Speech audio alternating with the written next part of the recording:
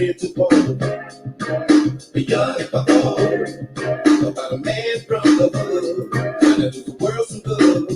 Here's a story about a man, an everyday man, a man with a dream to be the head of state. Here's a story about a man, an everyday man, a man with a dream to be the head of state. Now who says we can't be fly? Who say y'all making this game in this but at the same time it's a fly? Well, that's the subject of my conversation. Cause ain't nothing like in a dollar, it's a penetration. Now that's a whole lot easier to understand nowadays. But some of you players still be going out sideways. So just take this game with a tic tac. Cause if you're on zero, you get faster than a Big Mac. I owe it to myself to be fly. That's what top dog I'm doing. Cause instead of miles, is always what I'm enjoying. Cause sometimes they feel like I think they rather have it more often than they don't. So I won't go living and making it topsy-turvy. Now these $100 bills crisp and that's curvy. Cause ain't nothing on my mind but to be fly. I'm having a desk big clear behind the mistake. That's why I watch the Jordan from 40 and it's sucking to eating Cheetos with the money, get the back scrub. Because first you get the power,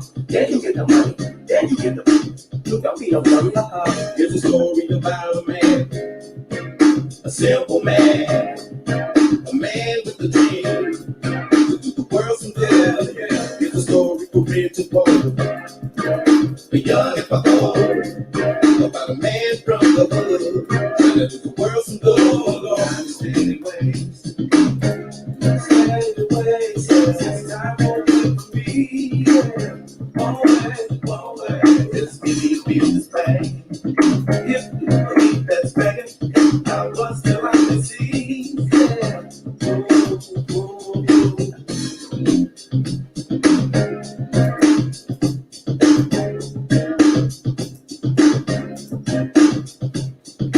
He feels good, things are going away. He just might be present here someday.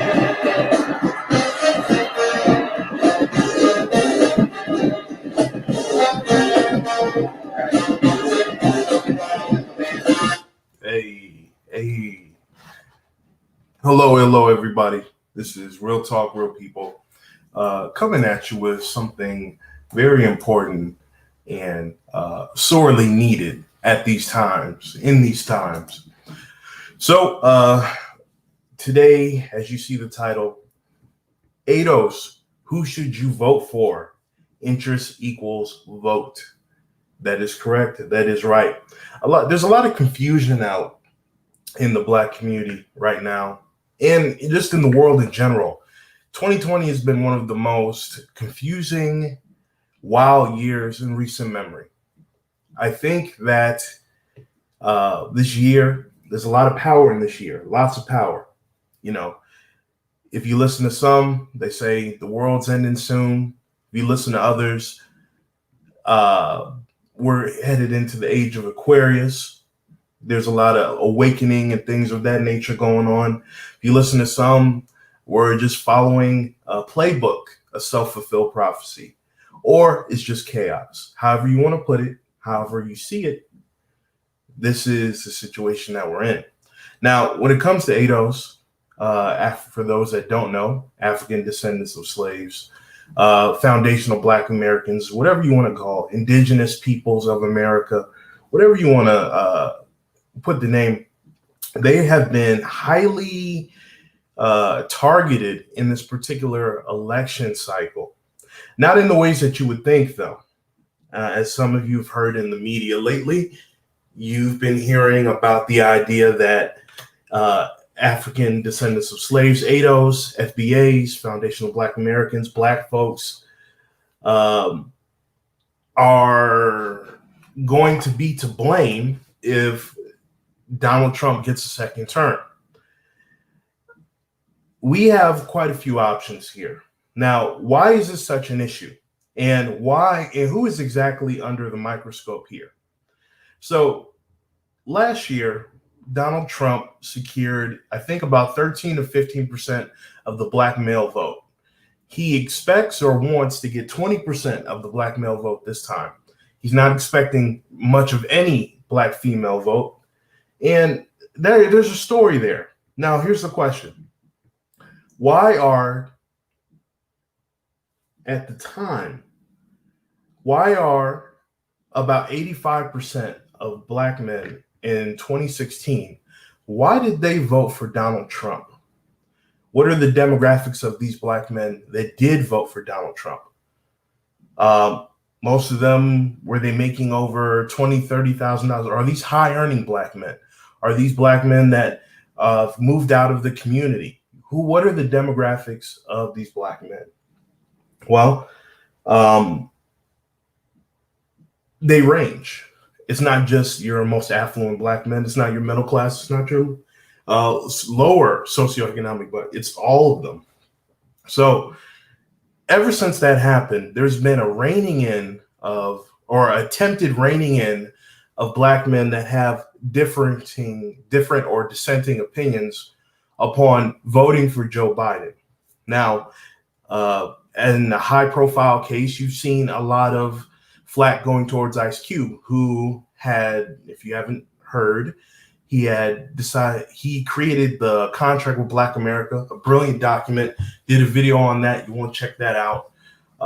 Broke it down, went through the whole document. It's a brilliant piece of work. He didn't just do it on his own. He had people working on it with him, including our ancestor here, Dr.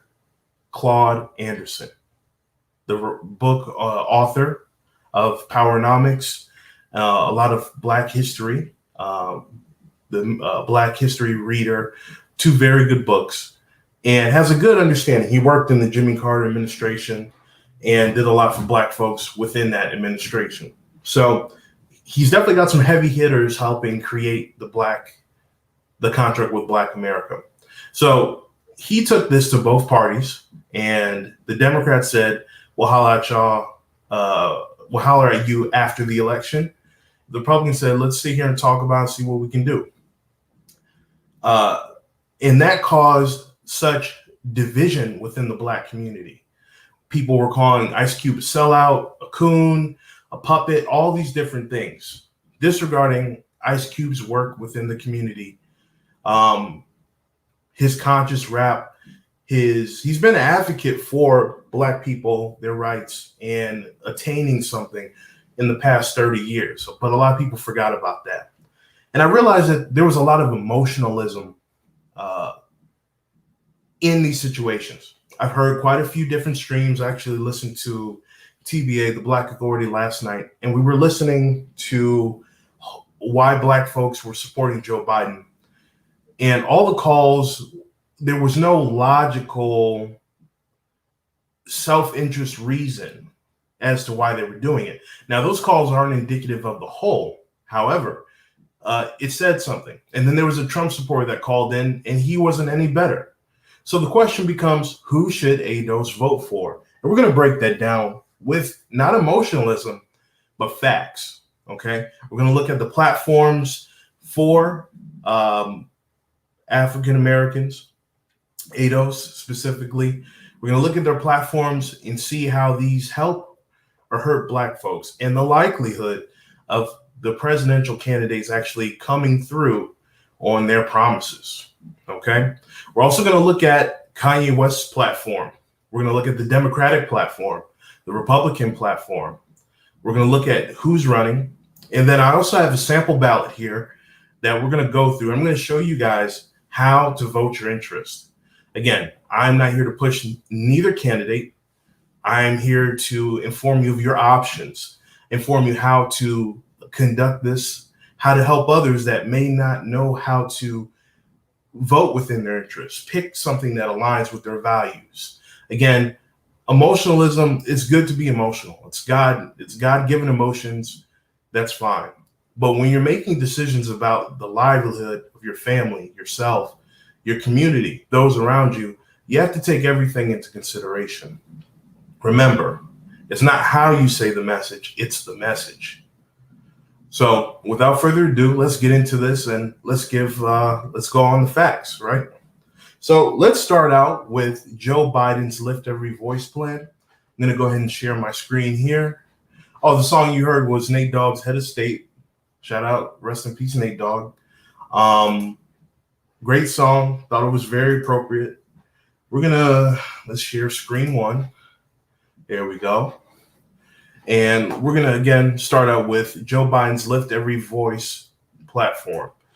I went on the website, didn't do anything. First thing you see here is give me money, campaign contributions. You can choose to do that if you want, but I found that to be interesting. Now, a lot of people don't know about Joe Biden, right? Again, I'm not here to...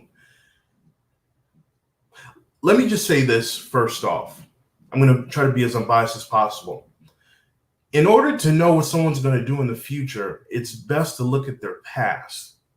Now, the past shouldn't define somebody. One event in the past should not define somebody completely and disregard their future. However, if someone has a record of doing something or voting some way or promoting some sort of interest consistently, time after time, then that can't be ignored. So let's put this in perspective. Now, this is the Lift Every Voice, the Biden plan for Black America.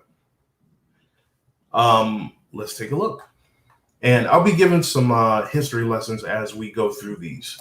But I definitely want to make sure you guys have exactly everything you need. I'm going to blow this up a little bit so you guys can see. I don't need none of this. I don't need, no, please go somewhere. That's going to be annoying to me. Okay. And actually, let me get rid of my avatar. We might as well have the full screen for this. Okay.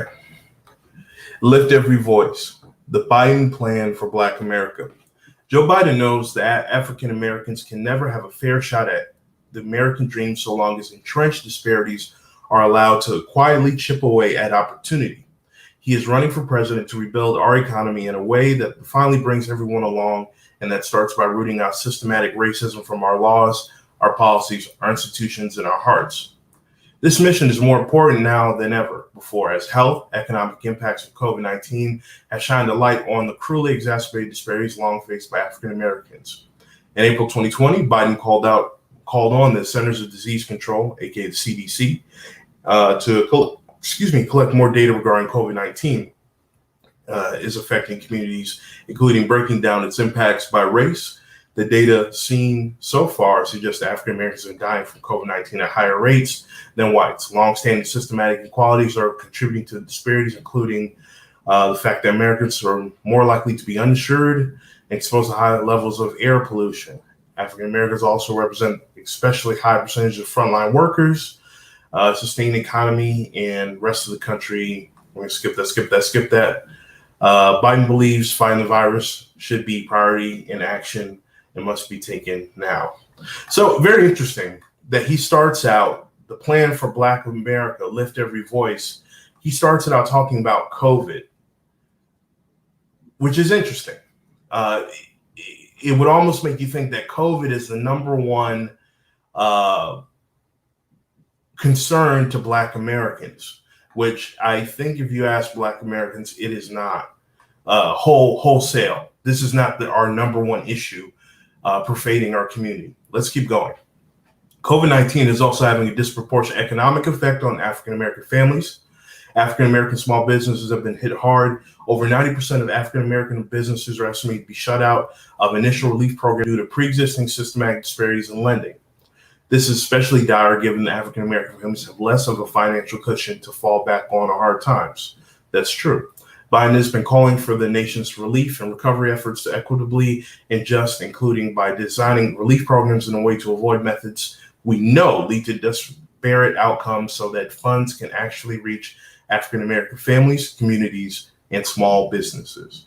President Trump has not heeded his warnings. If Biden were president today, he would make it top priority to ensure African American workers, families, and small businesses got the relief they need and desire. Now, the question becomes, with that little, let me just interject this. Again, Barack Obama and Biden had 8 years to do something for the Black community. They did not. So if you look at the framing, and words are very important when you look at these things. If you look at the framing of this, they didn't do anything about the disparity 8 years ago when they had tons of power even before the obstructionist Senate and so on and so forth. So do we think that Biden is going to make a plan specifically for African Americans to address our issues? Or is he going to make a one size fits all, I'm going to do something for everybody and Black Americans are going to benefit? And that's the issue that, here's a little history here. That's the issue that is pervading our electorate in general. It seems like every other interest group is able to get something done specifically for themselves.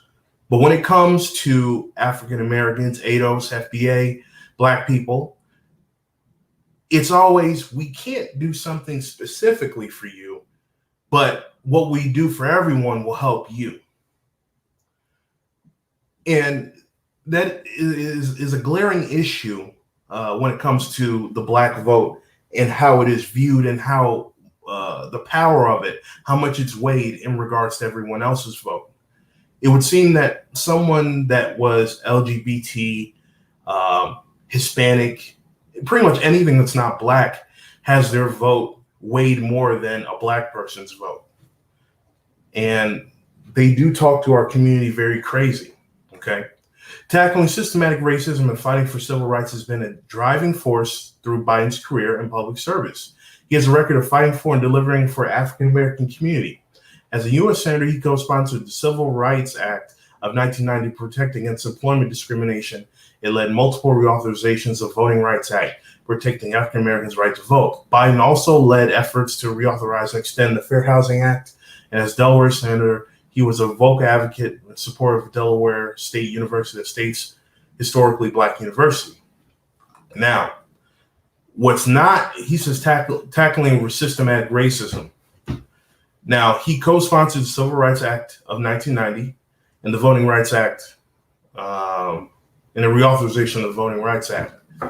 What's not here is showing that he was a supporter, I think, of the 1984 or 88 crime bill, and he actually wrote the 1994 crime bill. Now, the 1994 crime bill was the bill that created 3 strikes, mandatory minimums, and is some of the reason that a lot of our family members and people that we know are still in jail or did go to jail for non-violent drug offense crimes, and other things of that nature.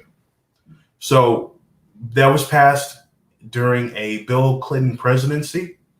Bill Clinton was a Democrat, but he had to be tough on crime, aka a moderate, and was actually tougher than most Republicans. Joe Biden made that law. I could probably play a couple of clips from both, but let's just stick to the facts here. Those are facts too, but again, we're just giving facts. We just want to hold everybody accountable. So when it comes to tackling systematic racism, Joe Biden is a proponent of systematic racism. That doesn't mean people can't change, but he has not shown us anything that would indicate that he is not a white supremacist by his actions, by his voting record. Let's continue. Today, we need a comprehensive agenda for African Americans with ambition to match the scale of challenge with the recognition of race-neutral policies are not sufficient response to race-based disparities. So we're getting to the meat here. Excuse me, let me take a quick drink.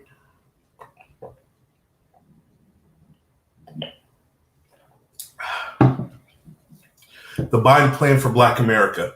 Advance the economic mobility of African Americans to close the racial wealth and income gaps. Okay, I can get behind that. Expand the access to high quality education and tackle racial inequity in our education system. Definitely need to work on that. Make far reaching investments in ending health disparities by race. I definitely agree with that.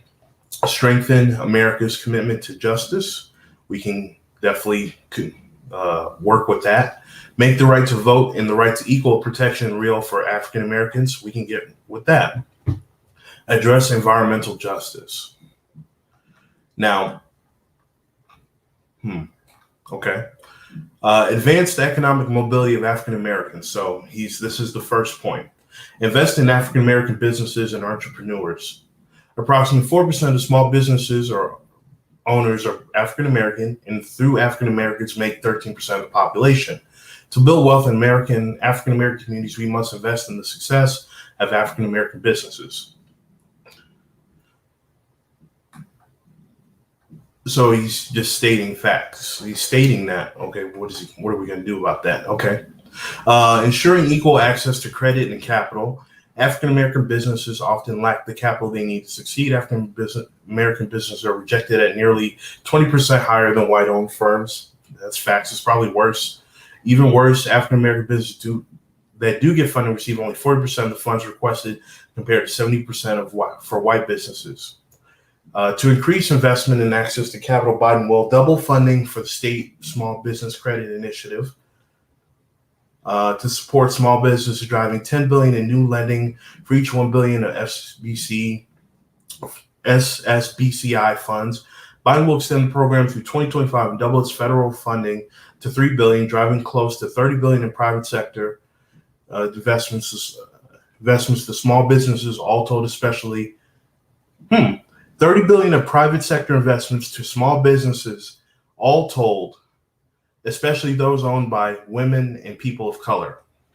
All right, here's where the tricky language comes in.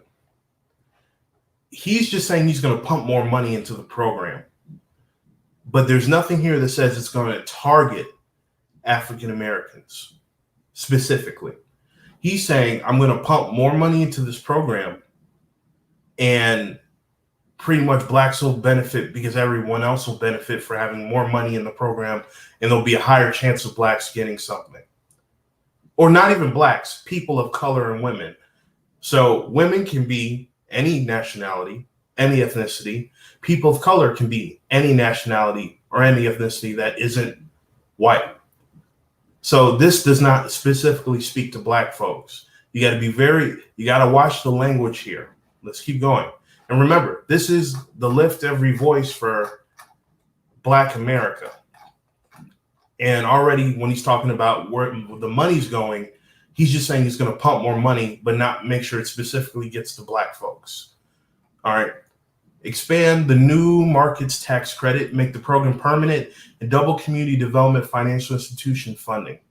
The new markets tax credit has helped draw $10 billion in new capital to low-income communities, providing tax credits to investors, to community development organizers that support everything from supermarkets to real estate projects to manufacturing plants, as part as his plan to reinvest in communities across the country, including rural areas. Biden will, so again, language, rural areas. How many black folks live in rural areas? Not really. Blacks usually live in a high concentration of city areas, and there are some in rural areas, but most of that funding isn't going to go to black folks. Biden will also double funding for the Community Development Financial Institution, CDFI fund, which supports local mission-driven financial institutions in low-income areas around the U.S. So this is low-income areas, not specifically black people, but that's going with the idea that most black people live in low-income areas. This builds on Biden's proposal to support entrepreneurs in small towns and rural areas by expanding both the Rural Micro Entrepreneur Assistance Program. So what is this saying? If we know black folks usually live in city and highly concentrated areas, they don't really live in rural places. This tax credit is basically saying it's going to help people that live in rural areas, rural area entrepreneurs. So are black folks going to have to, in order to get this money, move to Kansas, Montana, North Dakota, South Dakota, out in the boonies to try to get some of this money and create businesses? How are those businesses going to survive without the support?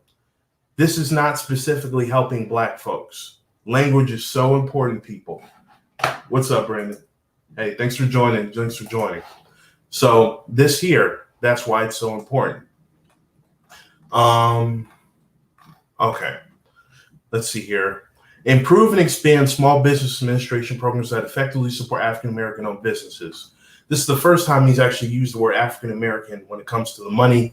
Let's see if something comes with this. The Small Business Administration, SBA programs have been and remain one of the most effective ways of accessing capital for African American owned businesses. Biden will strengthen these existing programs by ensuring SBA has funding it needs to support African American owned businesses and others in current crisis beyond. Trump has once again proposed a massive 25% cut to SBA budget for 2021 fiscal year, including 35% cut to funding in small business development centers and 20% cut in SBA microloan program.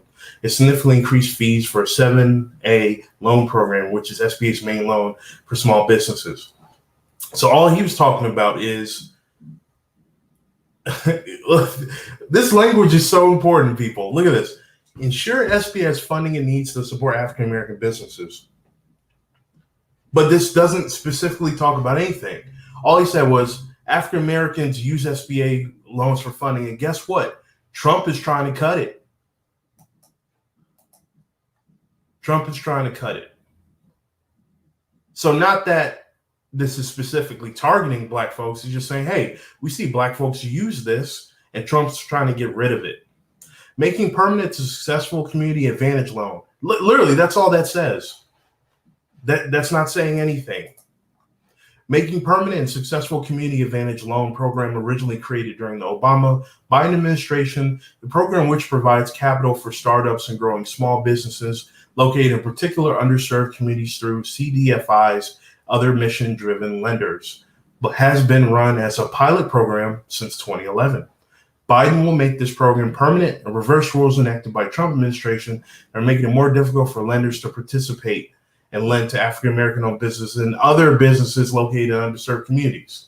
So basically, this whole portion was about him trying to keep Trump from cutting the program, which is going to help everybody in your underserved communities. And it'll help Black folks, but not specifically targeting Black-owned businesses.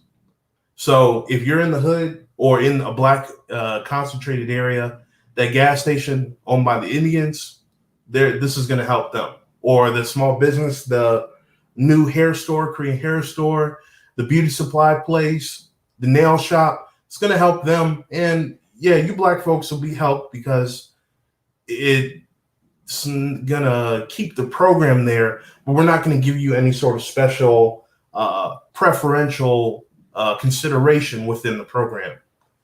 And this is supposed to be for Black Americans, but he's talking about everybody. He has not once in all of what we've read targeted African Americans saying, I'm going to do something specific for you. Okay, let's see here. Increase opportunities for African American owned businesses to obtain and participate in federal contracts. Okay, in the aftermath of 2008 and 2009 financial crisis, well over $100 billion of federal prime contracting dollars were awarded to minority-owned businesses. And between 2013 and 2016, the Obama-Biden administration increased federal prime contract dollars going to small disadvantaged businesses by nearly 30%, from $30.6 billion to $39.1 billion. The Obama-Biden administration also created an interagency task force on the federal contracting opportunities for small businesses, which include a focus on contracting opportunities for minority-owned businesses.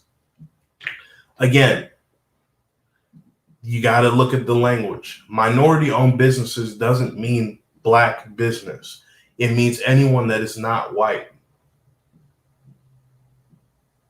Exactly. This reminds me of people that can't say Black Lives Matter, but have no problem saying all lives matter. Absolutely.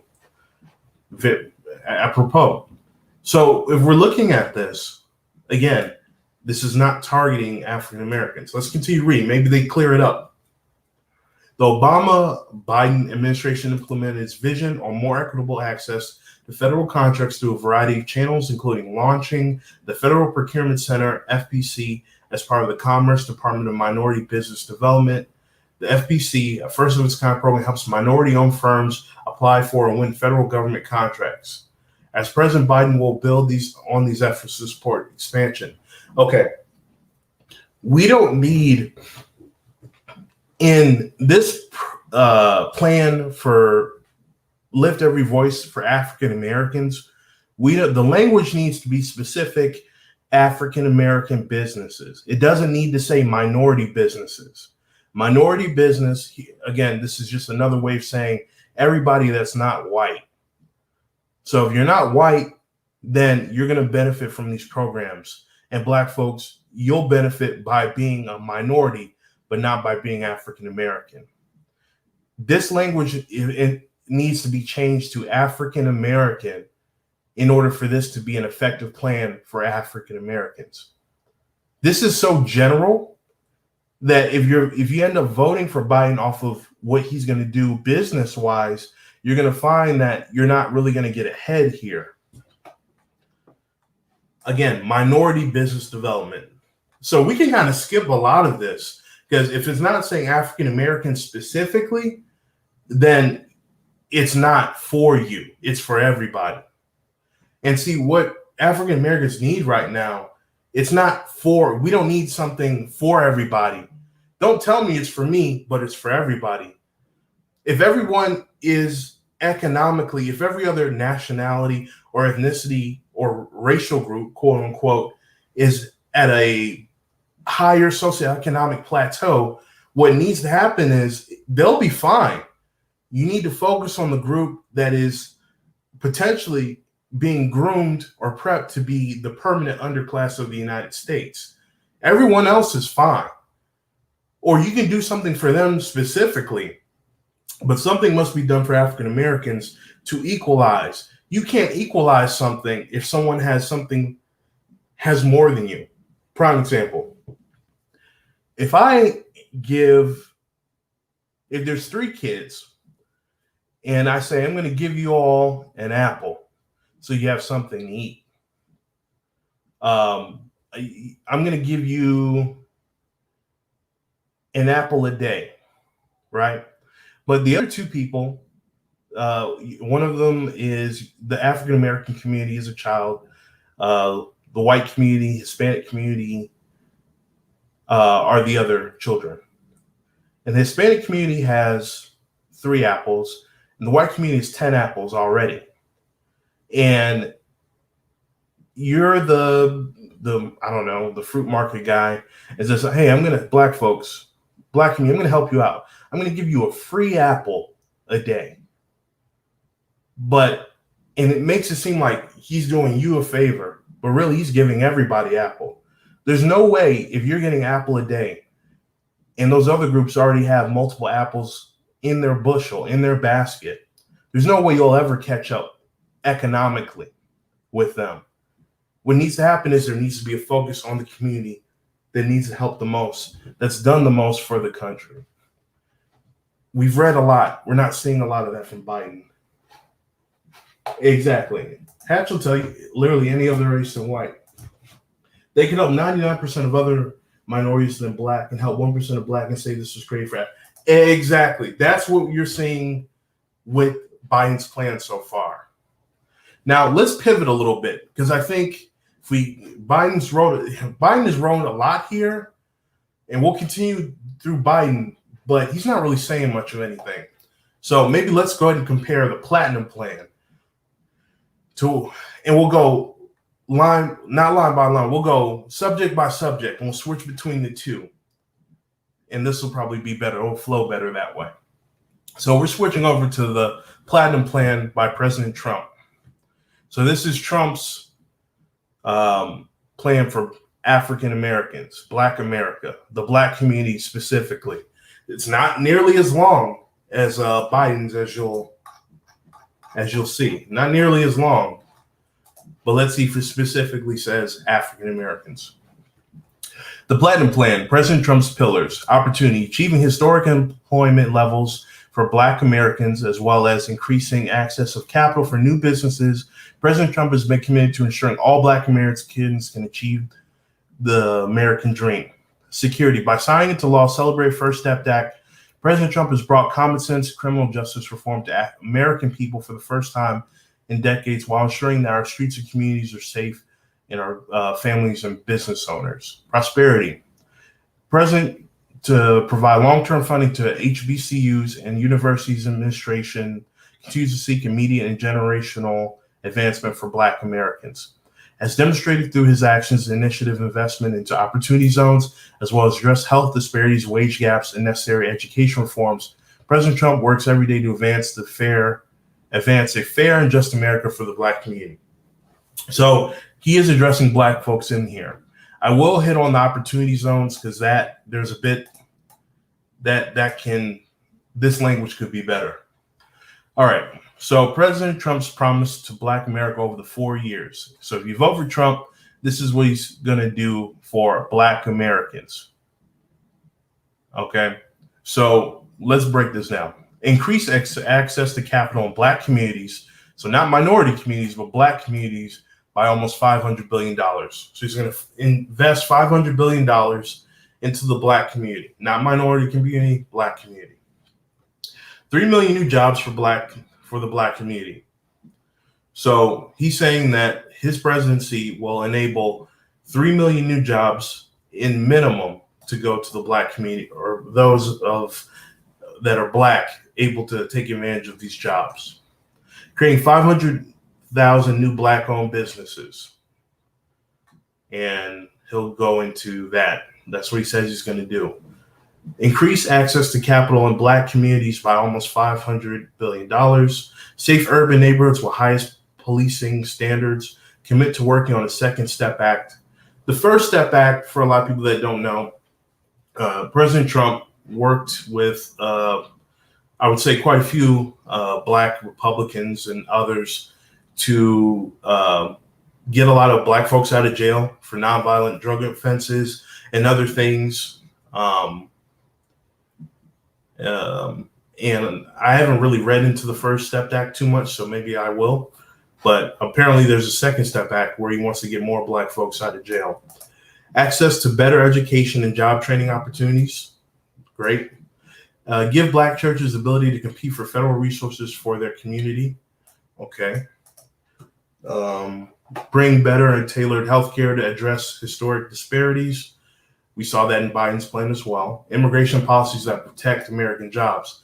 This is a big one. A lot of people don't really understand how immigration affects African American communities. Advance home ownership opportunities and enhance financial literacy in the Black community. That's huge. That's huge. That's huge. Onshoring manufacturing to advance jobs and development opportunities in Black-owned businesses. Okay, so we were talking about access to capital and stuff. So we'll read this part and then we'll get back to Biden. Let's see here. Hate when people use expensive metals / stones when naming a company as though it's the best around. Sounds like a Trump idea. I can see him now. It's a beautiful plan. I've seen it personally. It's beautiful. Very nice. Nice plan. It's platinum. What's better than platinum? Nothing's better than it because I made it. That's a good, that sounded just like Trump. Yeah, for real. Let me blow this up a little bit. All right. Black economic empowerment. This plan is very slim. Which, let's see what it says. I mean, let's be here. Jobs, jobs, jobs. Reach even greater levels of historic employment and wage growth for the Black community set in 2019 so that anyone looking for jobs gets one. So one of the things here was saying that a lot of people have been losing jobs even before the corona or the C virus happened. And I believe the unemployment rate for young Black men was like 50 to 60%, maybe 40, some high number, saying that 40 to 60% of Black teenagers didn't have jobs or couldn't get jobs or something like that.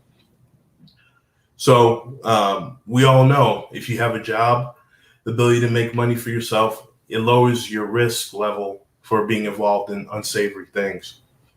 All right, seek infrastructure funding that will lead to widespread growth and annual $500 billion federal contracting opportunities. So he needs to expound on that more. I need more. Seek infrastructure funding that will lead to widespread growth. I need him to be specific on what exactly that means. Grow out minority-owned businesses with additional tax cuts, stimulus, higher investment. Here's that word. What do we say? Minority-owned businesses. Don't talk about minority-owned nothing when you're talking about Black folks. Words are so important. Words will get you considered and they will disqualify you. He needs to change that to Black-owned businesses. Encourage onshoring and development of domestic manufacturing to increase supply chain business development and employment. Examine barriers to employment, including fees, occupational licensing, arrest record inaccuracies, and expungement. Examine barriers to employment, including fees, occupational. So look at the things that are keeping you from getting hired. Everybody. But, maybe the idea is to look at this and say, hey, I don't need to put African American in each sentence. I'm talking about you guys. But you got to be cognizant, because throwing in minority-owned businesses, you'll miss that if you don't see that. Increase activity in opportunity zones.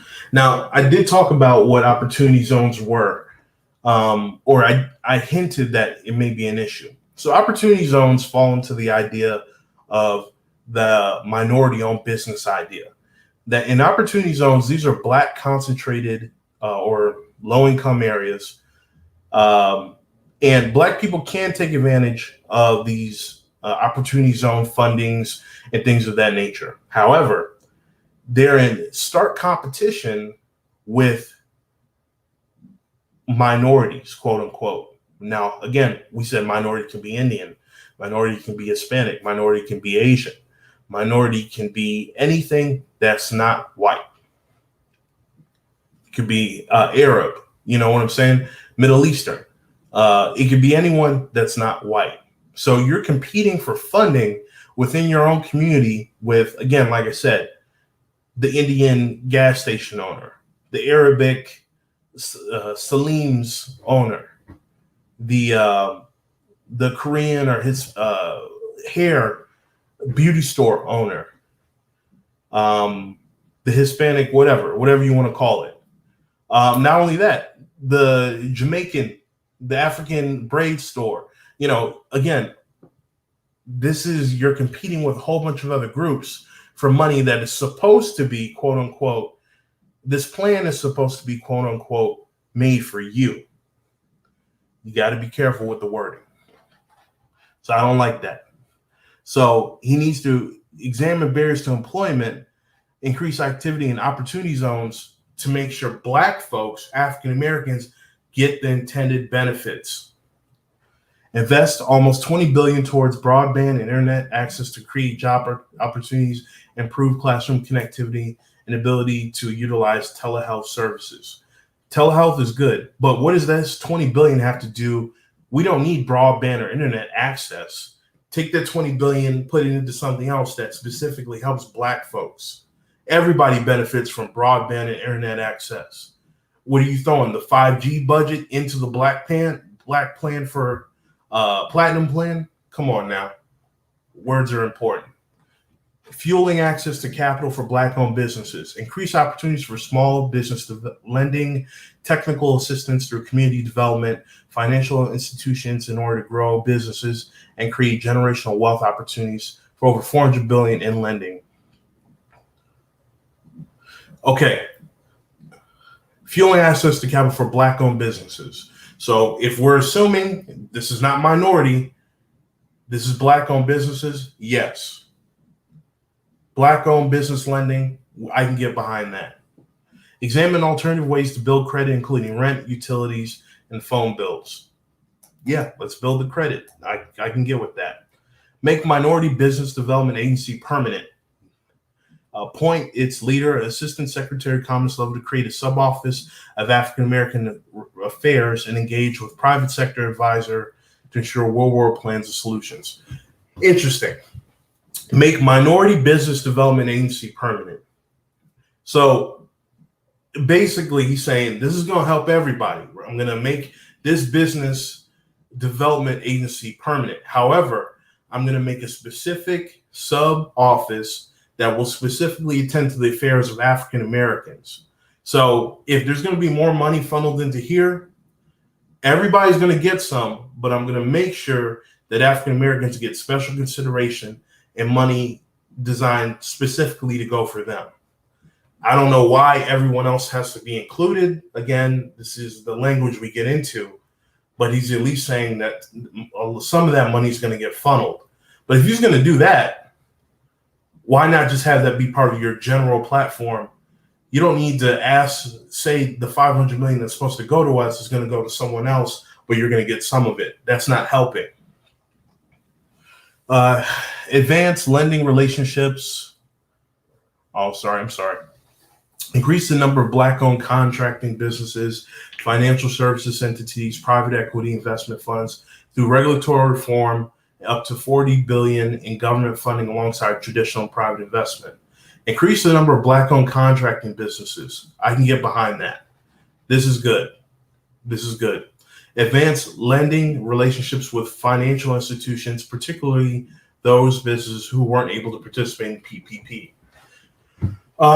So the PPP, I think that was, I don't want to be, correct me if I'm wrong. I'm not sure if that was the loan that people got while we were in this pandemic for those business loans that were struggling. I could be wrong, but either way, Black folks, Black-owned businesses being able to get more loans and funding and lending, which they've historically been marginalized from, that works for me.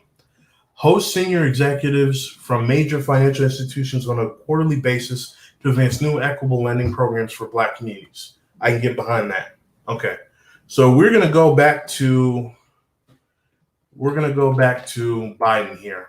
But you saw that funny language in this. There's funny language in Biden's, tons of funny language in Biden's, but definitely funny language in Trump's. But Trump's is actually targeting more African Americans. So from an economic point of view, just economics alone in both their plans, Trump's has more that's going to actually help the Black community specifically. I think Biden's didn't have any, which is wild. All right, so let's go to Biden on.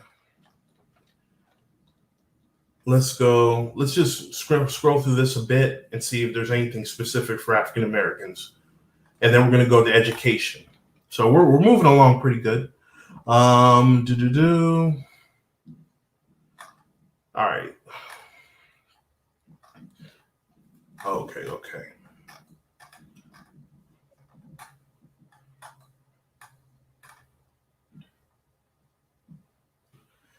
All right. So then let's see here. Going back to businesses. All right. So the I was right.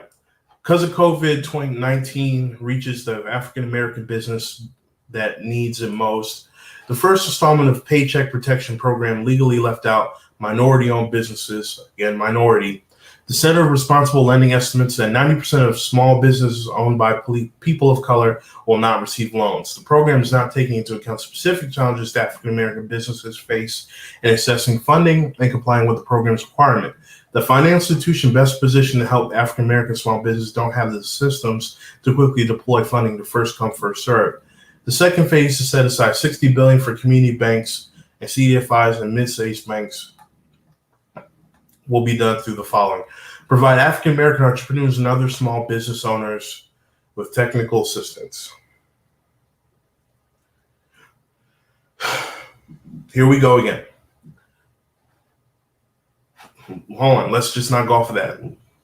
To help them apply for funding as well as legal accounting support to ensure their documentation is correct, all in the correct order, which Black folks definitely need that. A lot of our businesses closed just due to not having the right paperwork and the lack of knowledge. The Trump administration, Congress should provide additional infusion of operating capital to these CDFIs, community-focused lenders, to ensure all African American entrepreneurs have access to technical assistance and support they need. Language is so important, people. Who can tell me what the problem was with this? Just this line alone, what's the issue with this, guys? Provide African American entrepreneurs and other small business owners technical assistance. Nothing specific for Black people. Reserve half of all PPP funds for small businesses with employees of 50% or less.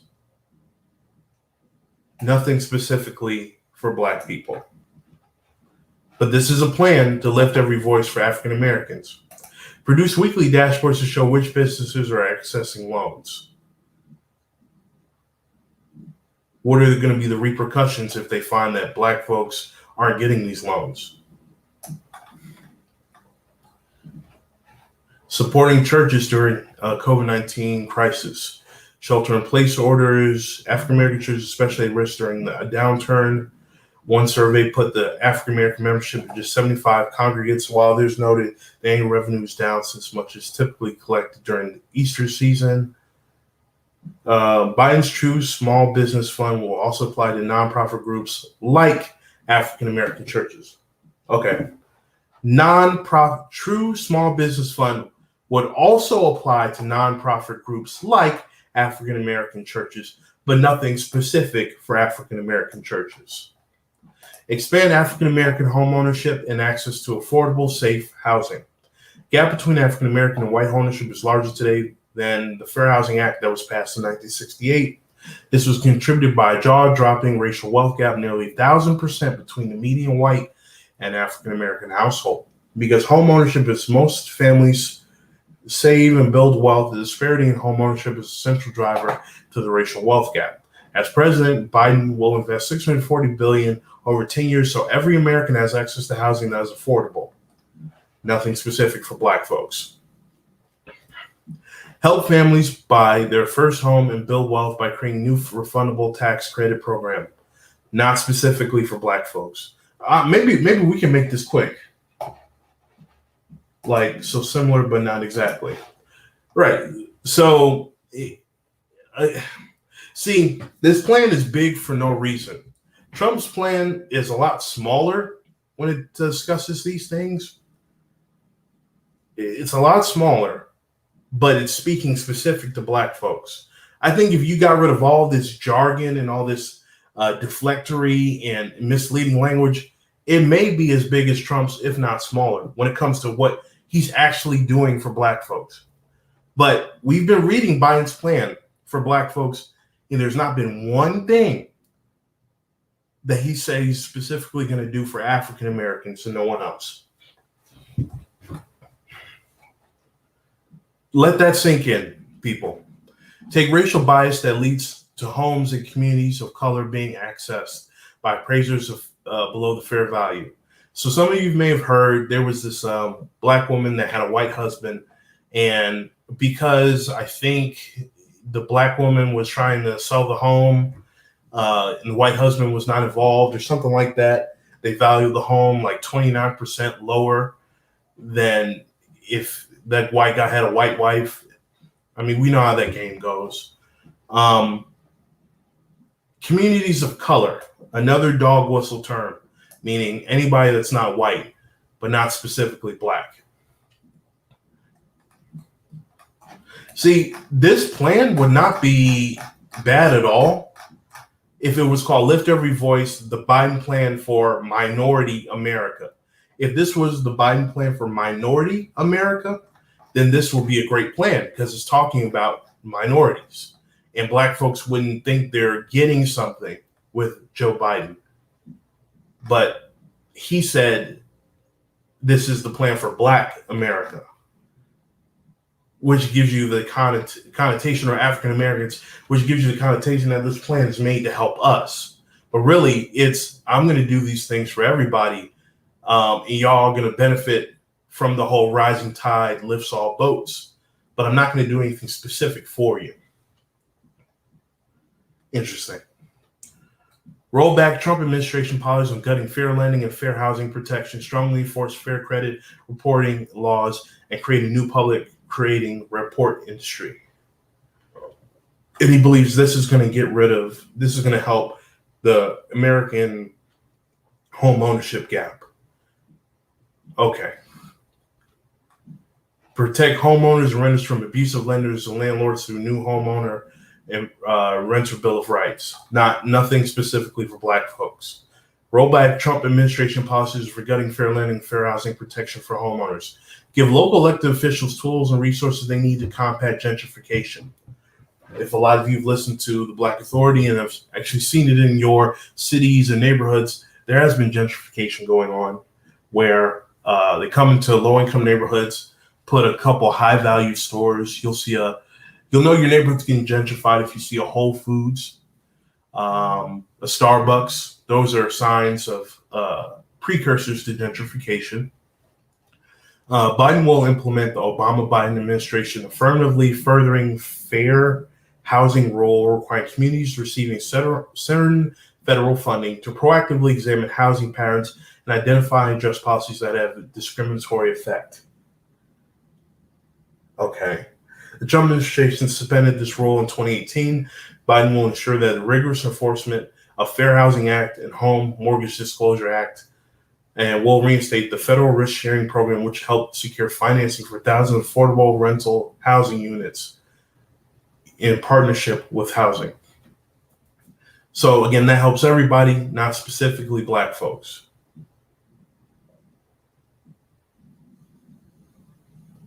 Gentrification is an issue. Gentrification is what will have the family house be repossessed, or not repossessed, but be taken by the bank because the taxes are too high for y'all to pay it, even if it's paid off.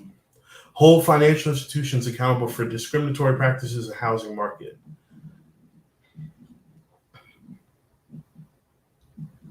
Again, towards minorities. Restore federal government's power to enforce settlement against discriminatory lending.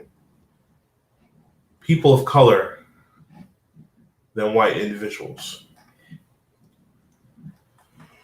Still nothing specifically for Black Americans. Okay, let's keep going. This is let's get into something else. Come on.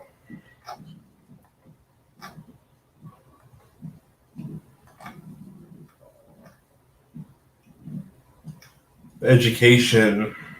Okay. Provide high quality universal pre-kindergarten for all 3 to 4-year-olds. Not specifically for Black folks. Eliminate the funding gap between white and non-white districts and rich and poor districts in order to give teachers and raises, expand STEM in underserved school districts.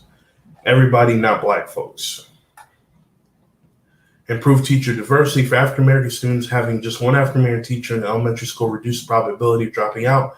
Biden will support more innovative approaches to recruiting teachers of color. Okay. Okay. I see, when you know better, you do better. He's good. He starts talking about African American students having just one African American teacher, but doesn't say Biden will. This is how it should read.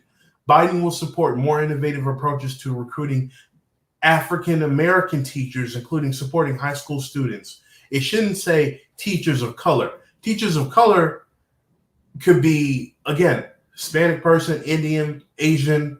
How does that, if he says for African American students having just one reduce the probability of dropping out, then why would you not just say teachers, African American teachers?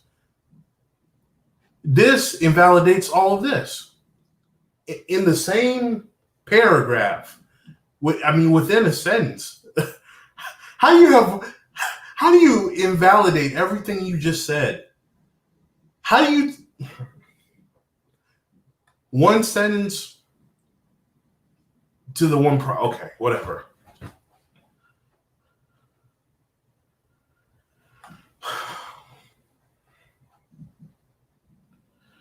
School diversity, ensure African American students are not appropriately identified as having disabilities, while others ensuring African American students with disabilities have the support they need.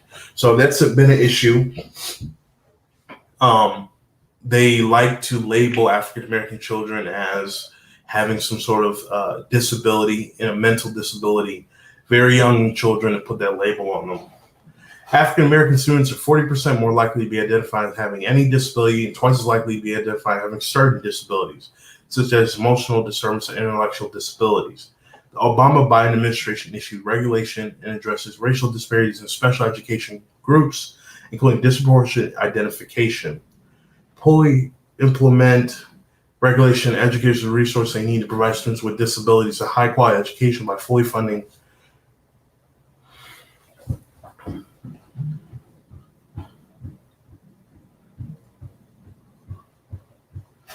not specifically for Black folks. See, you give a Black statistic and then say what you're going to do for everybody, not Black folks. Student debt. There's nothing here specifically. I don't even have to read this, and I know this says nothing here for African Americans specifically. They did it purposely as a safeguard, and it's fucked up. I agree. African American students are 3 times more likely to default on their student loans than white students. So let's see how they're going to specifically help African American students. Include COVID-19 responses, immediate cancellation for a minimum of 10,000 federal student loans. That's going to help everybody. But I would love to have 10,000 taken off my student loan. That would be great. Forgiving all undergraduate tuition-related federal student loan debt from 2 to 4 year colleges for debt holders earning up to $125,000. I would love to have my student loans forgiven. I could use that extra $150 a month. That'd be great. It helps everybody. This is just for Black people. Forgiving loan payment for individuals making $25,000 or less, and capping loan payments at 5% of discretionary income for those making more. Fixing public federal loans. So if you file for bankruptcy, you can get your student loans discharged, which you're not allowed to do you weren't allowed to do under Barack Obama or Joe Biden. Oh, sorry, Barack Obama or Trump. You weren't able to discharge them due to bankruptcy. And I think a lot of people could be filing bankruptcy if that was the case. But nothing specific for African Americans. You guys are seeing the blend? Bear with me here. One moment.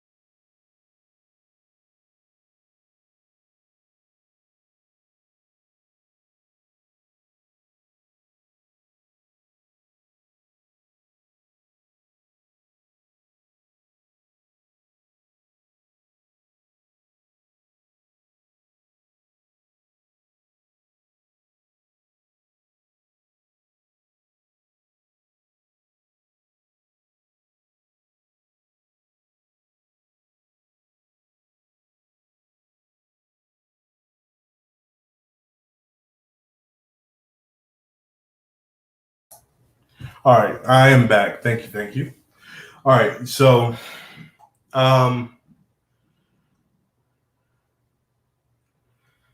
okay, I think you guys are getting the gist of this.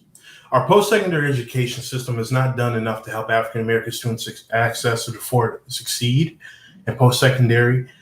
64% of white students graduate 4 years into institutions compared to only 40% of African Americans. To help African American students access and complete college, Biden will make public colleges and university tuition free for all students whose family income is $125,000 below, including students at public HBCUs. Doesn't specifically help Black people, helps everyone. Provides 2 years of community college or other high-quality training programs without debt to any hard-working individual looking to learn and improve to keep up with the ever-changing nature of work. This commitment includes 2-year public HBCUs. Doesn't specifically help Black people. It's for everybody. Targeting additional financial support on low-income, middle-class individuals, doubling maximum value of Pell Grants helps everybody. So I want you guys to see this. What his plan for you guys does, it says, throws out a pattern, throws out a statistic about Black folks, and then shows how what he's going to do for everybody is going to help Black folks, versus puts out a plan versus Trump's plan literally says what he's going to do for the Black community specifically, which isn't much. As you can see, this is a very small document, but most of this, as we'll go into it, is just going to pretty much target Black folks if he actually does it. So you're already seeing a lot of this fluff, a lot of this misdirection in Biden's sort of situation here.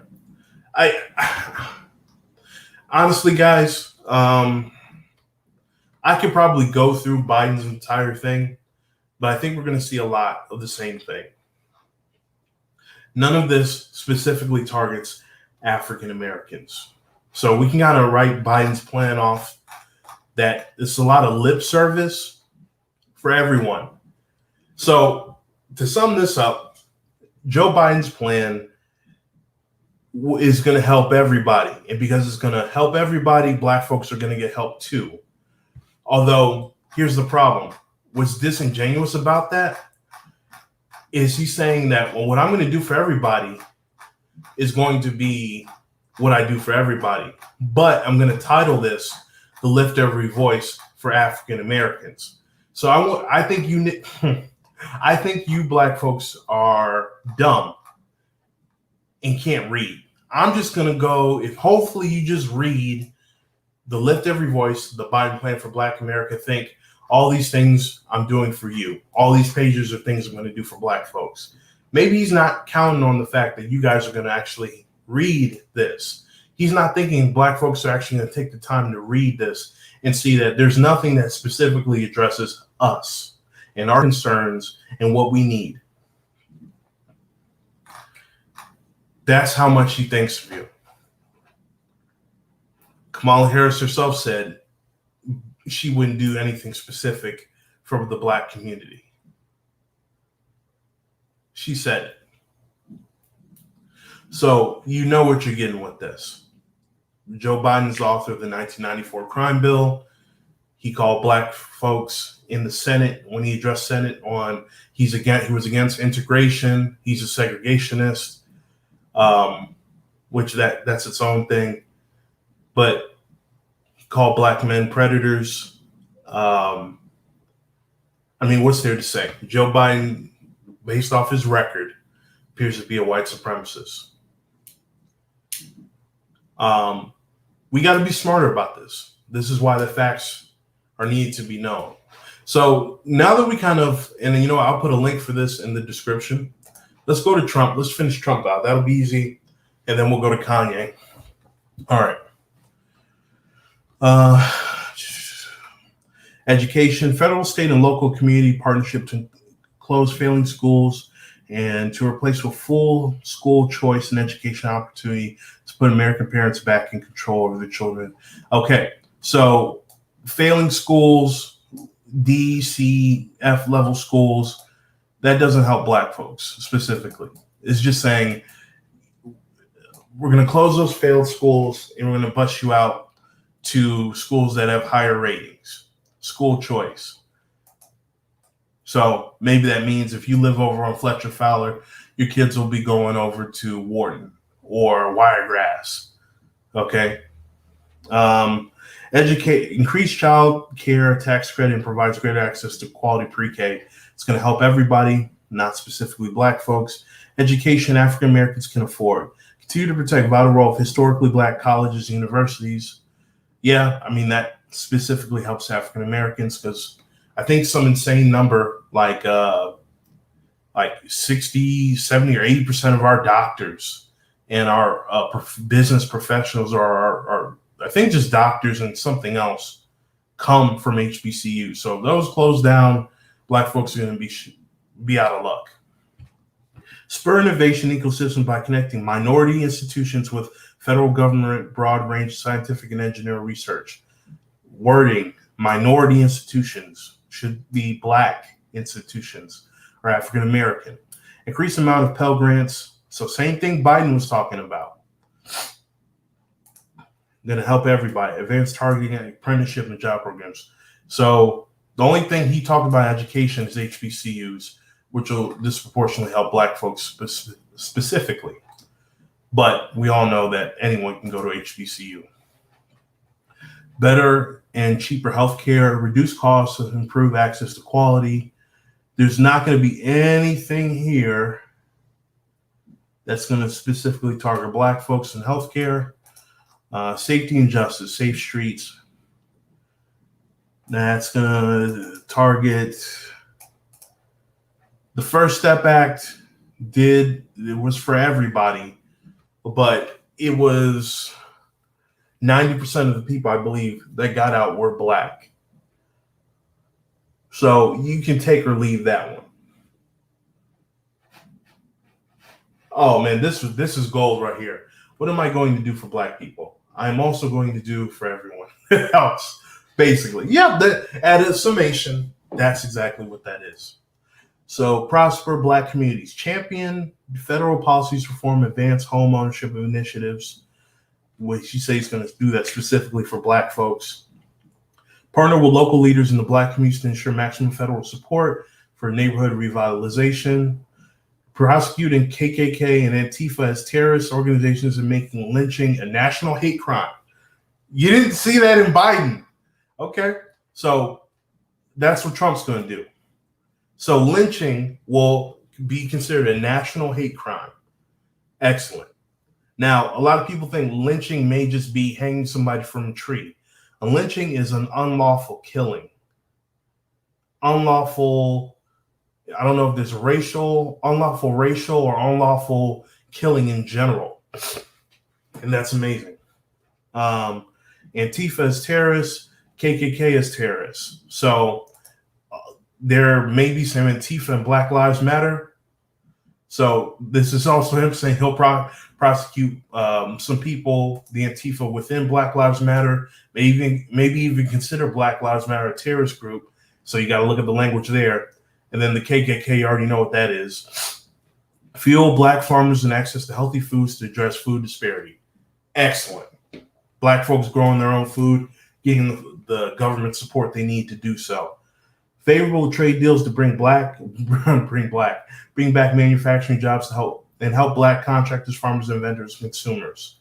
So maybe there's something there. Trade deals is going to help everybody. But if he's going to have some specific considerations for Black farmers, contractors, and vendors and consumers, I can get behind that. Defend religious liberty in African American churches and lift the consciousness of our nation. Religious liberty, and he said he's specifically for the Black churches.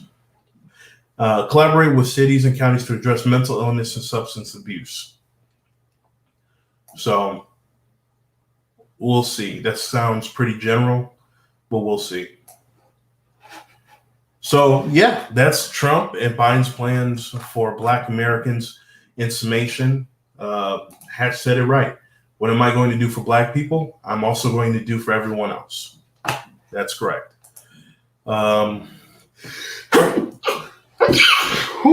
Excuse me. All right, so let's look at Kanye's platform. Okay, so when you're voting for president, we'll look at Kanye. Well, let's talk about platforms.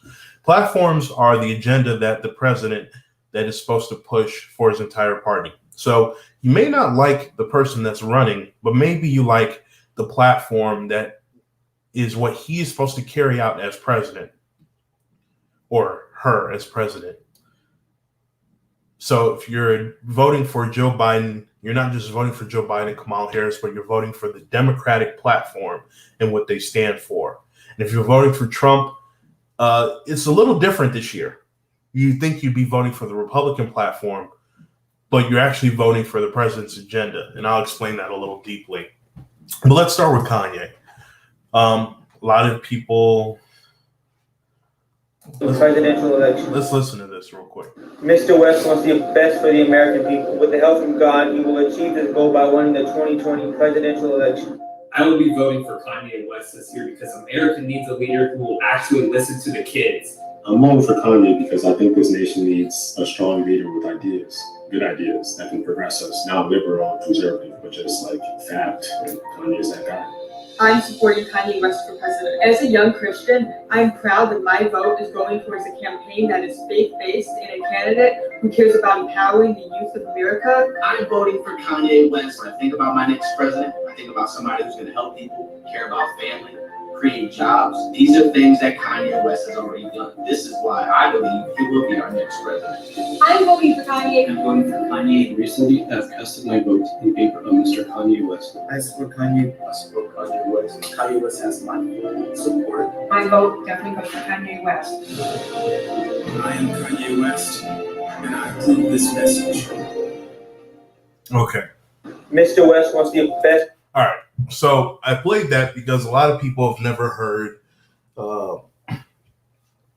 much about Kanye's run. A lot of people dismiss it as a joke. A lot of people were like, Kanye West. Now, Kanye West was on Joe Rogan, I think, yesterday. He dropped. So that'll be interesting. You may want to listen to that. I haven't listened to all of it. Kanye West's platform and what he stands for is very, very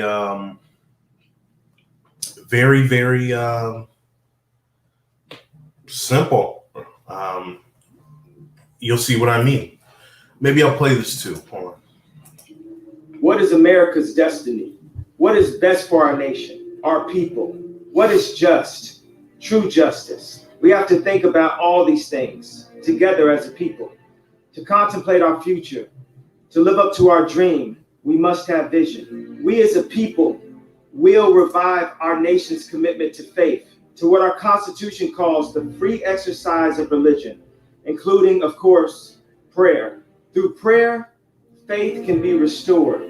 We as a people are called to a greater purpose than ourselves. We are not only a beacon to the world, but we should be servants to each other, to encourage each other, to help each other, to lift up each other, our fellow Americans, that we may all prosper together. We have to act on faith with the sure knowledge that we are pursuing the right goals and doing the right things. We will build a stronger country by building stronger families. Families are the building blocks of society, of a nation. By turning to faith, we will be the kind of nation, the kind of people God intends us to be. I am Kanye West, and I approve this message. Okay. So that's pretty much what Kanye stands for. Of course, you can get the Kanye Fit, Kanye2020.country. So this is going to be real quick. This is his presidential platform. This is what the birthday party, no, all jokes aside, this is what it stands for. If you vote for Kanye West, this is what you're going to get. 1, restore faith and revive our constitutional commitment to freedom of religion and the free exercise of one's faith, demonstrated by restoring prayer in the classrooms, including spiritual foundations. We will not hide the truth from our children, but will declare to the next generation his praises and wonderful song in his wonder. Psalm 78:4. So as you can hear and can probably tell, the basis for Kanye West's platform is that based off of the Bible, the Holy Bible. He's a Christian. You hear a lot of people talk about the reason why America's declined so much is due to the removing the Christian God out of the country, faith out of the country. So he wants to restore that. To restore the sound national economy, reduce household debt and student loan debt. God has a plan to give us hope in a future, Jeremiah 29:11. Now, how he's going to do this, we need more. Provide leadership to restructure our country's education system to serve the most at-risk and vulnerable populations, allowing the widest possible range of educational and vocational paths to job opportunities and career success. Direct your children on the right path, Proverbs 22:6. 4, maintain strong national defense, fully prepared, but not so quick to tie up our country's young men and women in foreign quagmires that do not advance our national interests and which last for decades. Through God we shall do valiantly, Psalm 60:12. Reform the legal system to provide true justice, equitable for all citizens regardless of race or ability to defend oneself in court. Recognize the disparity in verdicts and prison sentences caused by the lack of financial resources or legal assistance. There will not be differing weights and differing measures, Proverbs 20:10. Reform the approach to policing in a manner that treats all Americans the same regardless of race, color, or ethnicity. Refocus police forces on real crime. Eliminate federal sentencing guidelines that tie the hands of judges, resulting in ridiculous sentences for the most minor offenses. We will speak for those who cannot speak for themselves. 7, take care of the environment diligently, pursuing clean air and water as a national security priority, and make renewables top priority. Past is forgotten and everything can be new, Corinthians 5:17. Ensure that we will always place Americans' best interests first and foremost in dealing with foreign affairs. We must project strength and not aggression. We want trust, but we must also verify. We want fair trade, not one-sided deals that hurt American workers. Blessed are the peacemakers, for they shall be the sons of God, Matthew 5:9. Support faith-based groups to provide vital local services, giving communities a shared purpose in government. We provide ways to motivate one another to acts of love and good works, Hebrews 10:24. And last one, creativity and arts can be an important source of innovation and developments of other national strengths and resources. He has given them skill in all kinds of work done, Exodus 35:35. So Kanye's platform, look at it. Okay, so here we got the play-by-play. Hard to take people seriously. How exactly does government build a strong family? I think he's just saying that we should promote organic man, woman, and child families. And maybe, again, I can't speak for him, but maybe promoting strong families is making the laws equitable towards men and women, or maybe men in this case, since they tend to skew women. I'm against forced religion in public classrooms. Go to a private school if that's what you want for your child. 2, so he's going through the play-by-play. You can get rid of the debt, but it can always come back. That's true. 3, he's okay with 3. He's okay with 4. Maintain strong national debt. 5.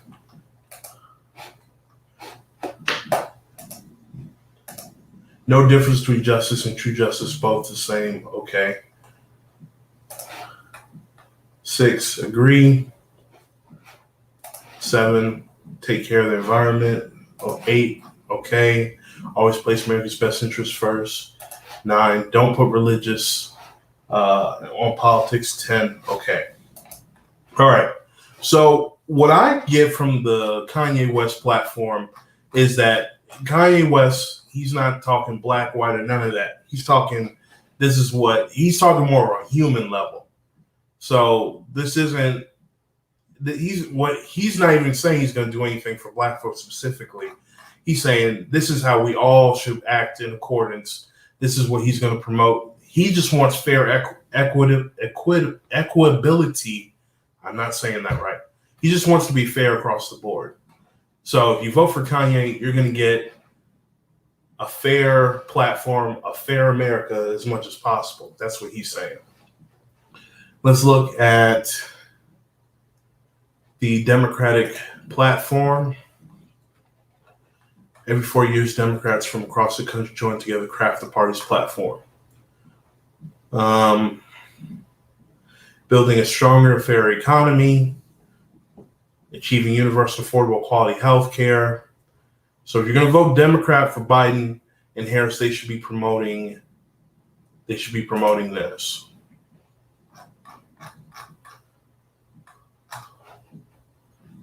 So let's read the preamble. This will give us a general idea. America is an idea, one that is endured and evolved through war and depression, prevailed over fascism and communism, and radiated hope to far distant corners of the earth. Americans believe that diversity is our greatest strength, that protest is among the highest form of patriotism, and that our fates and fortunes are bound to rise and fall together. That even when we fall short of our highest ideals, we never stop trying to build a more perfect union. When American people go to the polls this fall, we will be choosing more than a candidate. Characters on the ballot of this election, the character of our president, yes, but more than that, the character of our democracy, our society, and our leadership in the world. The challenges before us, the worst public health crisis in a century, the worst economic downturn since the Great Depression, the worst period of global upheaval in generation, the urgent global crisis posed by climate change, and the intolerable racial injustice that still stains the fabric of our nation will test America's character like never before. The COVID-19 pandemic has laid bare deep-seated problems in our society, the fragility of our economy and social safety net, the risk posed by growing inequality and impacts of racial and economic disparities on health, well-being, and profound consequences of deepening polarization and political paralysis. The bill has come due on the Trump administration hollowing out our public institution, sidelining experts, rejection of science, the underinvestment in research, and the gross corruption and abuses of power. President Trump's dereliction of duty has caused the deaths of tens of thousands of Americans, the loss of tens of millions of American jobs, and lasting harm to our children's education and future. And it's revealed the tragic economic and human costs, emptiness of Republican Party's America First foreign policy. Under President Trump, America stands alone. Friends and foes alike neither admire nor fear President Trump's leadership. They dismiss and ridicule it. The Republican Party under President Trump has made Americans small, and when we are a people called to do the greatest things. Democrats will fight to repair the soul of this nation, to unite and to heal our country, to turn this crisis into a crucible from which we forge a stronger, brighter, and more equitable future. We must right the wrongs in our democracy, redress systematic injustices that have long plagued the society, and doors of opportunity for all Americans to reinvent our institution at home and leadership abroad, and simply aspire to return our country to where we are 4 years ago. We know we must be bolder and more ambitious. We must again stop the Republican recession from becoming a second Great Depression. Left working families, small businesses out in the cold. Democrats will forge a new social economic contract with the American people. A contract creates millions of new jobs, promotes shared prosperity, closes racial gaps in income and wealth, guarantees the right to join and form a union, raise wages and equal pay for women, and pay leave, family leave for all, safeguard dignified retirements. It says basically Republicans trying to tear away health care, have affordable health care and affordable prescription drugs. We must steal and strengthen democracy, not to distort or debase it. Restore full power Voting Rights Act. Get rid of voter suppression. We will curb corrupting influences of money in politics and protect the integrity of our election from all enemies, foreign and domestic. Heal our nation's deepest wounds, reform criminal justice system from top to bottom because we believe Black Lives Matter. We will ensure that our nation continues to prize diversity and compassion. We will give hate no safe harbor. We will never amplify or legitimize racism, misogyny, anti-Semitism, anti-Muslim bigotry, or white supremacy. Democrats will protect and promote equal rights of all our citizens, women, LGBT, religious minorities, people with disabilities, Native Americans, and all we've been discriminated against in too many ways for too many generations. We commit ourselves to the vision articulated by Frederick Douglass, a government founded upon justice and recognizing equal rights. I'm going to stop there. This is, I don't like this. We will give hate no safe harbor. We will never amplify or legitimize the voices of racism, misogyny, anti-Semitism, anti-Muslim bigotry, or white supremacy. Democrats will protect and promote equal rights for all of our citizens, women, gays, religious minorities, people with disabilities, Native Americans. Didn't say African Americans. Yet want to use a Frederick Douglass quote. So you can call out women specifically, gays specifically, religious minorities specifically, people with disabilities specifically, Native Americans specifically, but not African Americans. I hope y'all peep that. We must lead the world in taking the climate crisis, not to deny science or accelerate the damage. Houston, Texas, to Mexico Beach, to Florida. Rejoin the Paris Climate Accord. World-class education in every zip code. Democrats believe in universal early education. School to opportunity pipeline instead of school to prison. All right. So that's what, if you're going to vote for Biden and Kamala Harris, that's what they're going to try to achieve in their 4 years that they have. So let's look at the Republicans' platform, and then we will get to the nice little bit here. So just something to look here. Whereas the Republican National Committee has significantly scaled back the size and scope of the 2020 National Convention. Basically, what's going on here is that they're just going to stick with the 2016 platform. They don't have a new platform at this point. So all they're going to do is actually promote Donald Trump's. They're leaving Donald Trump up to kind of steer what they're going to do as a party. So Trump's second term agenda. This is what he's going to do if he gets another term. Building an incredible achievement of President Donald Trump's first term, building off of it, the president seeks re-election today and released a set of core priorities for a second term under a banner of fighting for you. President Trump's balance of optimism and certainty in America's greatness is reflected in second term goals and stand in stark contrast to gloomy vision of America projected by Joe Biden and the Democrats. President Trump will further illuminate these plans during his acceptance speech Thursday at the Republican National Convention, which we all know how that went. President Trump is fighting for you. Jobs. If you vote for Trump, this is what he says he's going to do. Create 10 million new jobs in 10 months.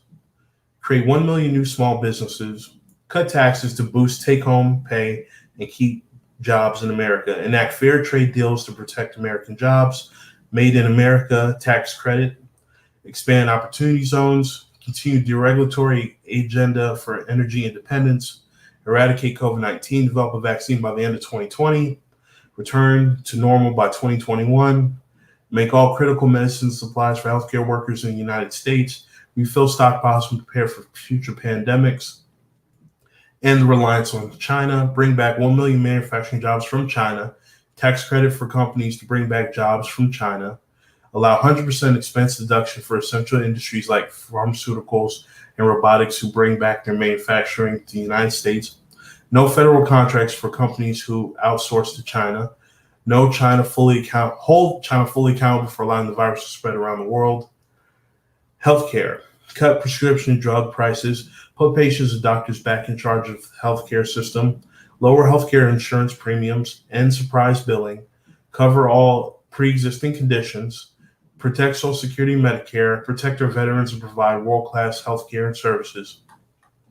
Education. Provide school choice to every child in America.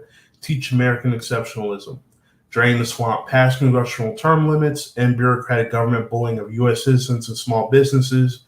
Expose Washington's money trail and delegate power back to people and states. Drain the globalist swamp by taking on international organizations that hurt American citizens.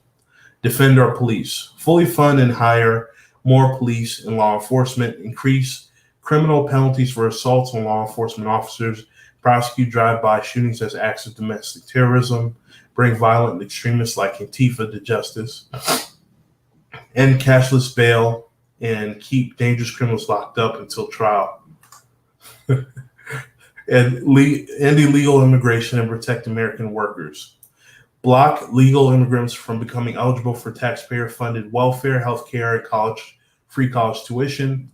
Mandatory deportation to non-citizen gang members. Dismantle human trafficking networks. End sanctuary cities to restore our neighborhoods and protect our families. Prohibit American companies from replacing United States citizens with lower-cost foreign workers. Require new immigrants to be able to support themselves financially. Innovate for the future. Launch Space Force. Establish permanent manned presence on the moon and send the first manned mission to Mars. Build the world's greatest infrastructure system, win the race to 5G, and establish a national high-speed wireless internet network. Continue to lead the world in access to the cleanest drinking water and cleanest air. Partner with other nations to clean up our planet's oceans. America's first foreign policy. Stop endless wars and bring our troops home. Get allies to pay their fair share. Maintain and expand America's unrivaled military strength. Wipe out global terrorists who threaten to harm Americans. Build a great cybersecurity defense system and missile defense system. And lastly, defend American values. Continue nominating constitutionalist Supreme Court and lower court judges. Protect unborn life through every means available. Defend freedoms of religious believers and organizations. And support that exercise of Second Amendment rights. So there you go.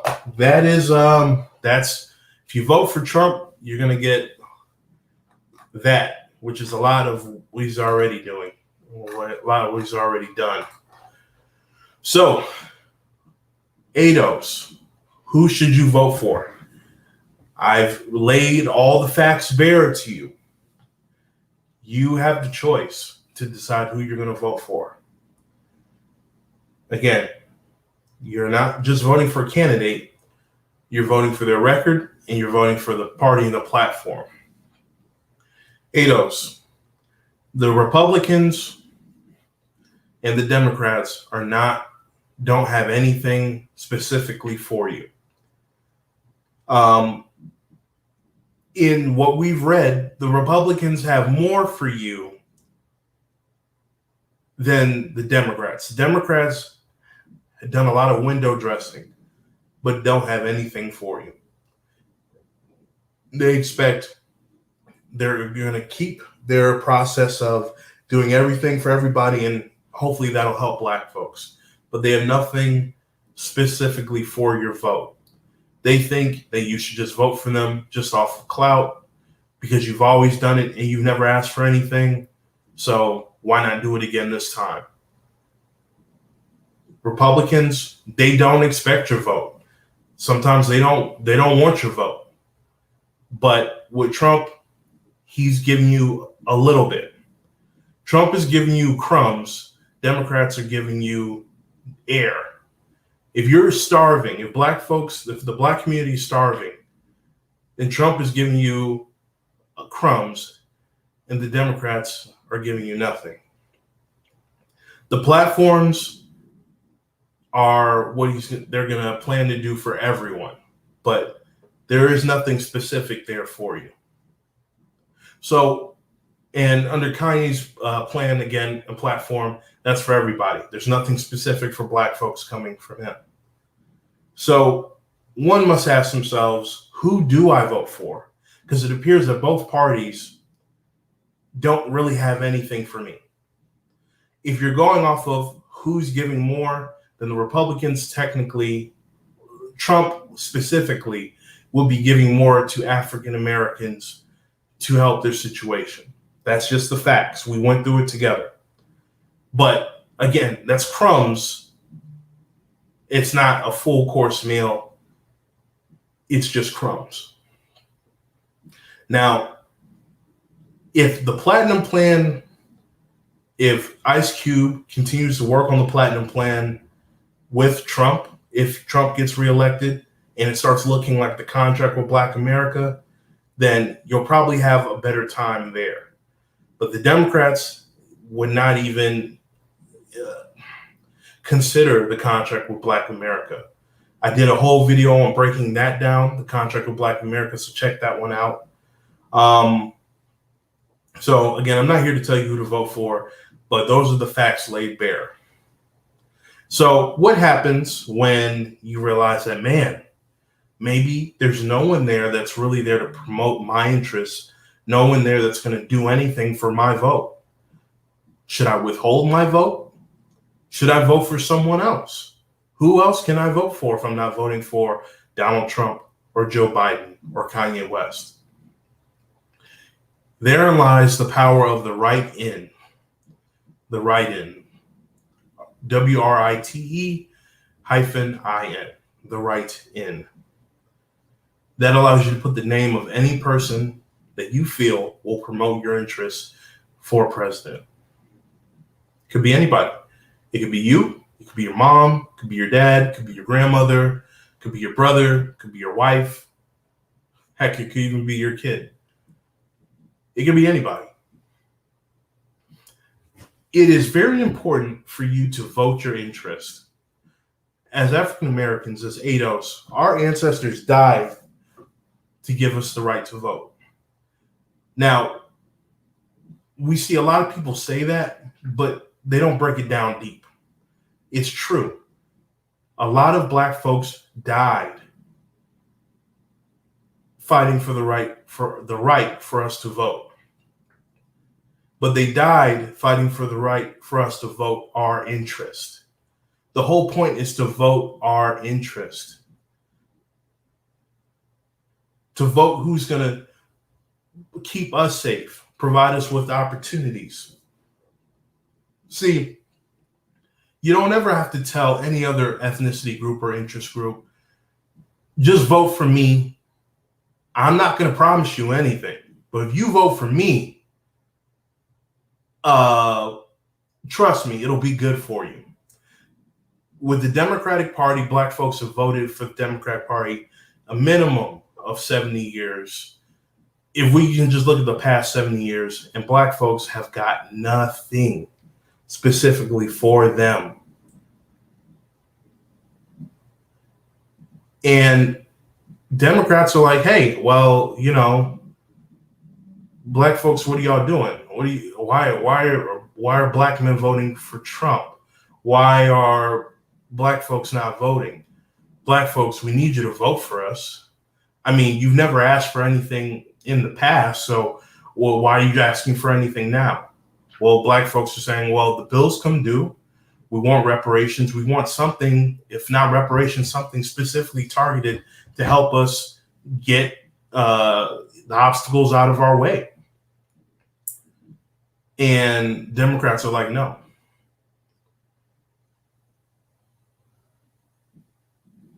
Republicans are like, we've gone this long without needing your vote. We don't want your vote. But tell you what, if you consider us, and I don't want to say Republicans, I'll say Democrat. I'll say Trump. Trump is the guy that makes the deal. He'll work with anybody if he can get what he wants. So Trump said, listen, man, I don't need your vote. I don't particularly want your vote. But if you vote for me, I'll do this for you. And Black folks are confused. There's a lot of division. You have a lot of the older Blacks, baby boomers, maybe even Gen Xers, maybe. that are like their parents have voted Democrat, so they're going to vote Democrat. They're going to vote Democrat because the KKK is in the Republican Party. White supremacists are in the Republican Party. They're going to say that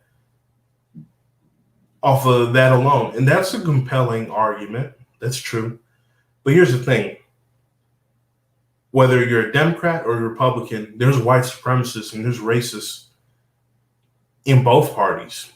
One party is just more louder or more forward with it, more open with their disdain for you and your existence. And others are keep it behind closed doors and just silent and enact policy against you. But the same thing is happening. So it's about what flavor do you want? ADOS, what flavor do you want? So we've gone through all of this. It's up to you to make a decision on who you're going to vote for, who's going to promote your interests. You may vote for Donald Trump. You may vote for Joe Biden. You may vote for Kanye West. You may decide not to vote, or you may decide to enact your right of writing in a name. Yes, your ancestors died for the right for you to vote, but they died for your right to vote your interest, or to withhold your vote should you deem none of the parties there to promote your interest. If none of the parties promise you anything, then you are not obligated by your ancestors to vote for someone that's not going to do anything for you. They didn't die for that. They died so you had the choice. Before, they didn't have the choice. They wanted you to have the choice. They didn't die so you would be contractually obligated to vote for somebody that's not going to do anything for you. They died so you would have the choice. The choice was the gift. So with that choice, it is beholden upon all of us to go ahead, take a look at the facts, look at who's going to do what we need done for us. A number one pushback that I have come across is a lot of people think that if we have Trump, then it's going to be worse for black folks on the street. White supremacists, cops, infiltrators are more emboldened by the presence of Donald Trump because Donald Trump is the last great white hope. There's a lot of dog whistles. Trump has said, if someone, to that person, that criminal, make sure you don't push their head down when you put them in that car, meaning make sure they bump their head. He said a lot of things. He paid for ads for the Central Park 5 so they would all get the death penalty. These are young boys. He did do that. His father's company, and maybe him to some degree, did engage in redlining, allegedly. If you ask the black folks, they'll say, yeah. They didn't rent to a lot of black folks, allegedly. But if you ask black folks, they say, yeah. That's what Trump, that's Trump. That's the extent of Trump's racism. Let's look at Joe Biden's racism. Joe Biden, again, supported segregation, supported the 1988 or 84 crime bill or 1980 crime bill, and he wrote the 1994 crime bill that gave us 3 strikes and mandatory minimums and put black men away for generations for non-violent drug offenses, putting people that never shot a gun, never did anything, with stone cold killers. Change those people irreparably. To my understanding, I don't know Pence's record, but I know Kamala Harris has not been a friend or ally to black men. So Joe Biden is documented based off of his record. What did I say in the beginning of this? you got to look at the record of people to understand how they'll act in the future. Not just by one infraction, but by a collection of their record. So looking at Joe Biden or Trump, you're just getting different flavors of the same thing. Biden more so than Trump, admittedly. Biden's been in political life 47 years. Trump's been in 3 years, 3.5 years.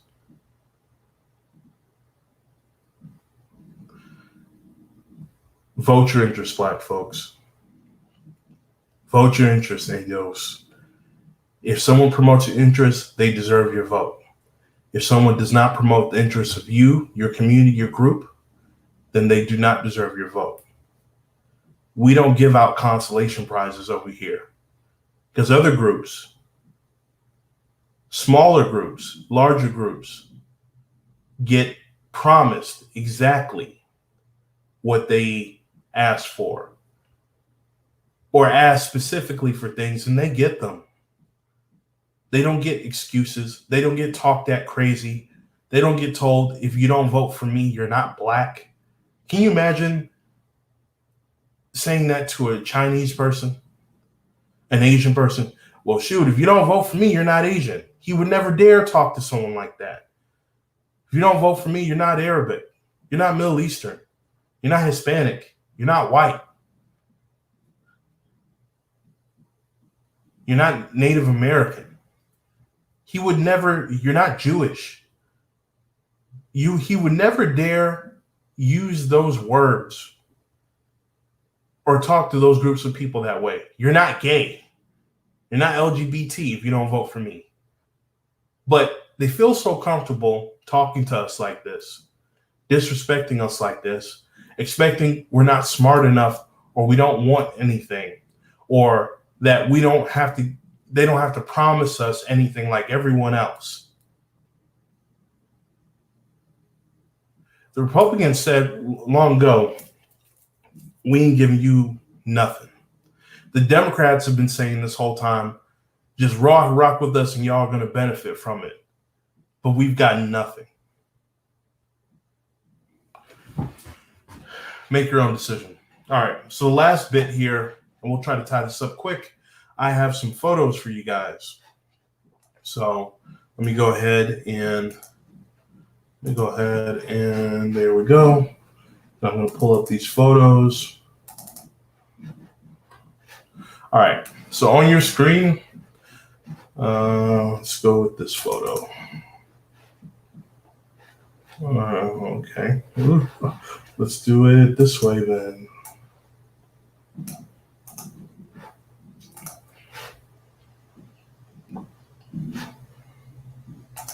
What you guys are looking at currently is a sample ballot. This is a sample ballot. So when you do decide to vote, this is what you'll be looking at, give or take changes for your particular state. This is the Florida sample ballot. As you can see on the top left, you'll have the presidential choices. Don Blankenship, Howie Hawkins, Gloria La Riva, Roque de la Fuente, Joe Jorgensen, Joseph R. Biden, or Donald J. Trump. And of course, the write-in, the powerful wild card. So that's what you'll be looking at. Also, you'll be seeing representative for Congress, and these will be different district numbers. This is just for Florida here, right? So this is what you'll be looking at, barring changes. Vote your interests. We already went through these and then showed you the power of this. So you make your decision. Again, now how do we make sure, this is the important part, you're not just voting for president, but you're voting for all these different people. So it's do the research. There's websites like Ballotpedia and other local websites that will actually give you rundowns on who these people are running. A quick Google search will show you who these people are. Democrat, Republicans, check out their records. See who aligns with you. Whether you're Democrat, Republican, or independent, just see what they stand for look into their past, criminal past, whatever decisions you need to make to decide who you're going to vote for. This is very important. These people, these judges, these state senates, these sheriffs, property appraisers, tax collectors, circuit court judges, district court of appeals judges, soil water conservation, all of these people, school board membership, all these people have a direct effect on your everyday life in your local communities, in your areas, in your counties. These people are just as important as these people. So it's behoove you to do your due diligence to see who aligns with your interest. Now, on this level, think about the issues that are important to you as a person. You don't have to just be Black, but as a Black person, see how these people rule, what they stand for, and see if that aligns with you and the safety of you or your children or the people you know, and how they promote your interests, and vote for that person. You don't give anything for free. All right. That's just another picture of it. These are some early voting locations in Florida, in the particular city. And that's just, more photos of that. So here's the other part. You aren't just voting for those people. You're also voting for different amendments, things of that nature. Constitutional amendments like this one. Certain tax discount for spouses of certain deceased veterans who had permanent combat-related disabilities. You can vote to have certain amendments added to your state legislature, something like that. Voter approval constitutional amendments just shows you that this is what that is. Limitation of homestead property tax assessment, increased portability period to transfer to accrue benefits, just gives you kind of an idea of what that is. Citizenship requirement to vote in Florida elections. That's very important.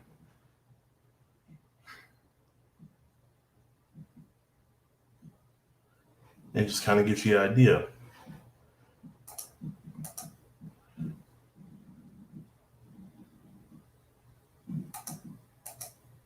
All right, so we're at 2 hours here. We're almost at 2 hours here. I hoped all of that information certainly helps you make your decision. Again, this is one that you just, I pray that you, praying is an excellent way of making this decision. If you just don't know after this video how you're going to vote, then pray about it, meditate on it, just listen to the video. Like I said, you don't have to watch it, just put it on the background and listen to it. Do your own research. Again, we're not here to promote one person over the other. We're just giving you the facts. We're breaking down the misleading language and making sure you have everything you need to make the decision that's going to work best for you and your family. May you all have a good time. Be safe.